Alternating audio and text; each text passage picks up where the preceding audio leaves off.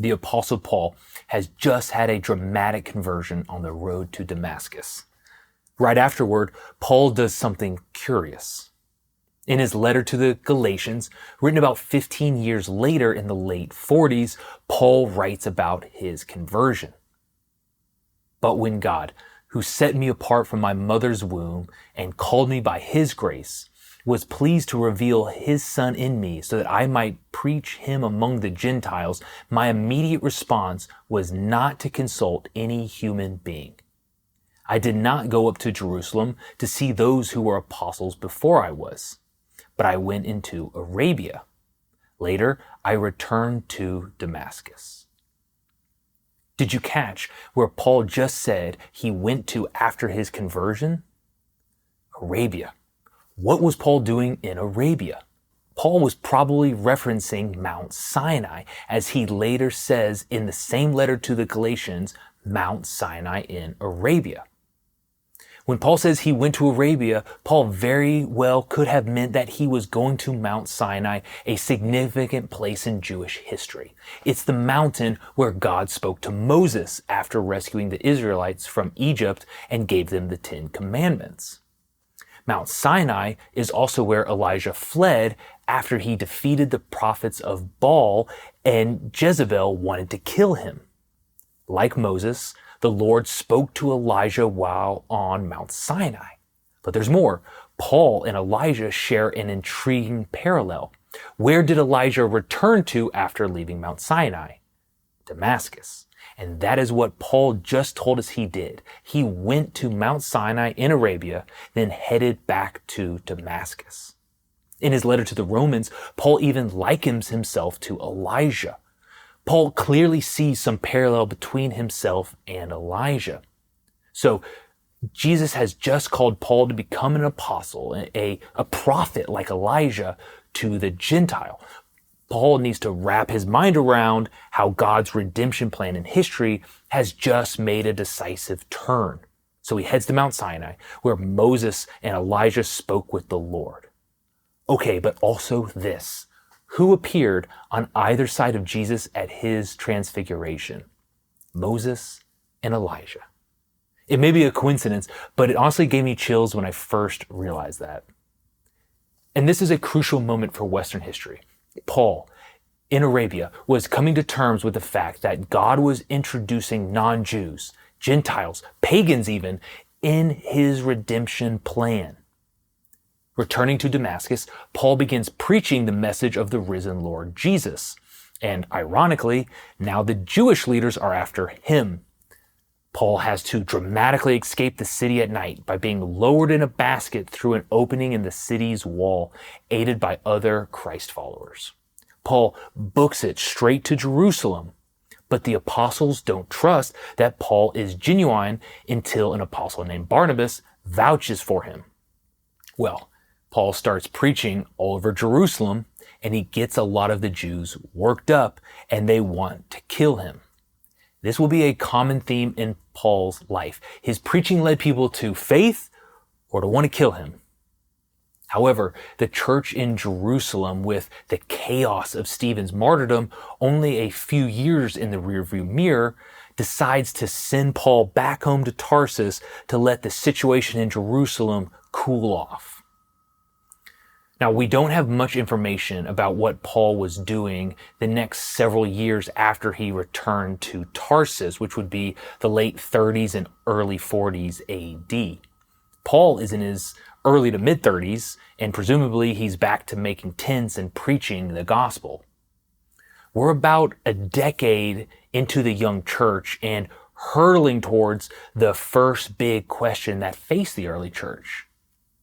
Who could be a Jesus follower? Because here's the deal. Jesus was a Jew. The disciples were Jews. Paul was a Jew. The earliest church was Jewish. But different types of Jews and non-Jews were becoming Christ followers. I'm about to run through a bit of a complicated narrative, so I'll give you two overarching tensions at the outset. First is Hebrew Jews versus Hellenist Jews, and the second being all Jews versus Gentiles. First, the Hebrew Jews versus Hellenist Jews. As mentioned in prior episodes, due to all the empires conquering Israel over the years and exiling the people to foreign lands, there were more Jews outside of Israel than in it. The Jews who lived outside of Israel were called Hellenists, as they were more exposed to and comfortable with Hellenic culture, that is, Greek culture. Recalling even further back in episodes, in the 4th century BC, Alexander the Great conquered the eastern Mediterranean all the way to India, spreading Greek and Hellenic culture the whole way. Even after the Romans conquered the Greeks, they didn't overwhelm Greek culture with Latin culture. They just absorbed much of Greek culture, so we get the term Greco-Roman culture. So, the book of Acts calls the Jews who live outside Israel the Hellenists, and the Jews who live in Israel the Hebrews. The rift between Hellenists and Hebrews predated Christ's resurrection. The Hebrews saw themselves as the true Jews, while Hellenists were tainted by living among pagans outside the Promised Land. And I'm sure some of you have picked up on Paul was one of those Hellenist Jews, being from Tarsus in modern-day Turkey. However, Paul was an exception to the generalities I just sketched out. Even though he was a Hellenist Jew and supposedly compromised by living among pagans, Paul far exceeded most Hebrews in his zealous following of Jewish law and traditions. Now, the tension between Hebrews and Hellenists in the early church. Check this out. During festivals like Passover, Jews from all over the Middle East would pilgrimage to Jerusalem to celebrate the festival. During these times, Jerusalem would swell with Hellenist Jews. Remember how the Holy Spirit came down on the disciples during Pentecost? Pentecost was one of those festivals where many Hellenist Jews visited Jerusalem. So, the Holy Spirit comes down on the disciples. They start to preach. But for each person listening, all of these Hellenist Jews from many different cities, they miraculously hear the disciples, these guys from Galilee in the north of Israel, preaching in each person's native tongue. And so 3,000 people were converted that very day. If Pentecost is the beginning of the church, and it should be the mark of the beginning of the church, then preaching in native tongues was the first miracle in church history. Well, many of those converted were, like we said, Hellenists visiting Jerusalem just for the festival. And once converted, many wanted to stay around to be part of the family of believers, but would have been lacking long-term plans like work, housing, and food. So, one of the first actions of the early church, alongside its preaching ministry, was a benevolence ministry, which means supporting those in need. Part of that benevolence ministry was providing food to widows who were uniquely vulnerable and unable to care for themselves in the ancient world. Well, some of the Hellenists believed the Hellenist widows were not getting a fair amount of food.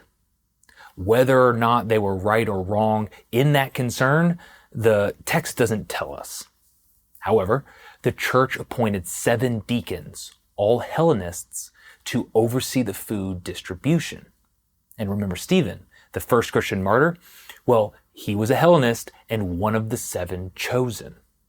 So, the young church managed the tension between the Hebrews and the Hellenists at that moment.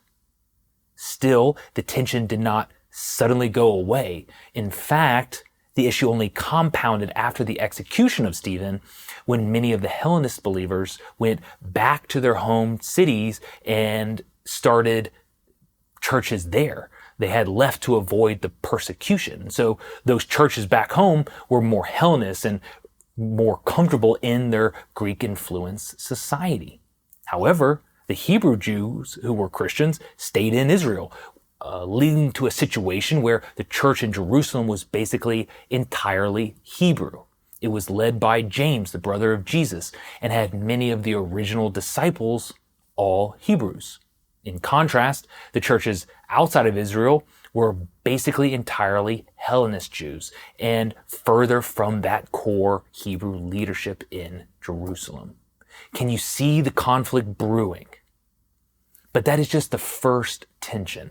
The next video will look at the more difficult tension: Jews versus Gentiles.